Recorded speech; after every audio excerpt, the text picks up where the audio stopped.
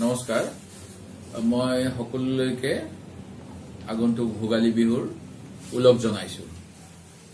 মই বৰ্তমান অসমৰ পৰিস্থিতিৰ ওপৰত দুখাৰমান কথা আপোনালোকৰ মাজত জনাব বিচাৰো।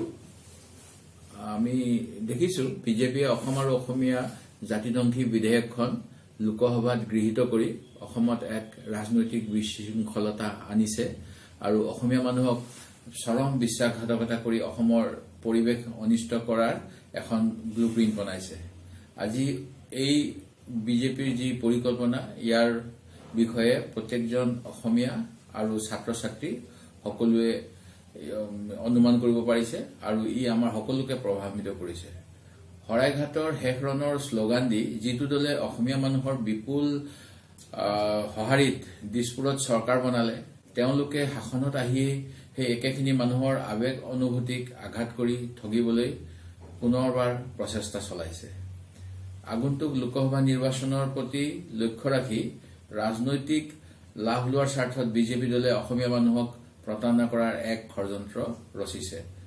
যিটো সময়ত অসমীয়া মানুহৰ দীৰ্ঘদিনীয়া এক সপোন NRCৰ কাম উচ্চতম ন্যায়ালয়ৰ তত্বাৱধানত চলি আছে, সেই সময়তেই নাগৰিকত্ব সংশোধনী বিধেয়কখন আনি NRCৰ কামত বাধা দিয়া আৰু লগতে NRCক অপ্ৰাসংগিক কৰিবলৈ বিজেপি দলে বৰ্তমানে চেষ্টা চলাই আছে। নাগৰিকত্ব সংশোধনী বিধেয়ক 2016 লোকসভাত উত্থাপন হোৱাৰে পৰা সমগ্ৰ অসমতে বিভিন্ন দল সংগঠন ছাত্ৰ ছাত্ৰীয়ে চৰকাৰৰ বিৰুদ্ধে জোৰ সমদল প্ৰতিবাদ ধৰ্ণা চলাই আহিছে। কিন্তু গণতান্ত্ৰিকভাৱে সকলোৱে ৰাজপথত প্ৰতিবাদ কৰি চৰকাৰৰ অনৈতিক যি অসম বিৰোধী সিদ্ধান্ত ইয়াৰ বিৰুদ্ধে মাত মাতি থকাৰ সময়ত চৰকাৰে সৰ্বশক্তি প্ৰয়োগ কৰি আমাৰ মুখ বন্ধ কৰি দিবলৈ বিচাৰিছে আৰু এই চৰকাৰৰ যি স্বেচ্ছাচাৰী এটা স্বৰূপ, সেই স্বৰূপ তেওঁলোকে উদঙাই দিছে আৰু ইয়াৰ উদাহৰণ আমি বিশিষ্ট বুদ্ধিজীৱী চিন্তাবিদ ডক্টৰ হীৰেন গোহাঁই, কৃষক মুক্তি সংগ্ৰাম সমিতিৰ নেতা অখিল গগৈ আৰু জ্যেষ্ঠ সাংবাদিক মনোজিত মহন্তৰ ওপৰত অনৈতিক অবৈধভাৱে অনা দেশদ্ৰোহৰ আৰোপৰ যি পুলিচৰ গোচৰ ইয়াক জাপি দিয়াৰ কাৰ্যৰ পৰা আমি ধৰিব পাৰো।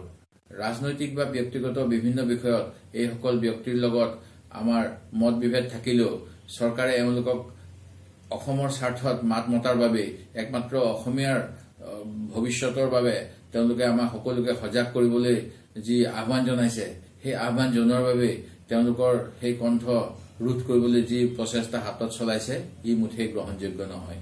শেষত মই এটা কথা কওঁ যে এই বিধেয়কখনৰ প্ৰতিবাদ ৰাজনৈতিক আৰু ব্যক্তিগতভাৱে আমি সকলোৱে কৰি যাব লাগিব আৰু মোৰ অনুৰোধ যেন অসমক ভাল পোৱা প্ৰত্যেকজন নাগৰিকে ইয়াৰ প্ৰতিবাদ গণতান্ত্ৰিকভাৱে চলাই যায়।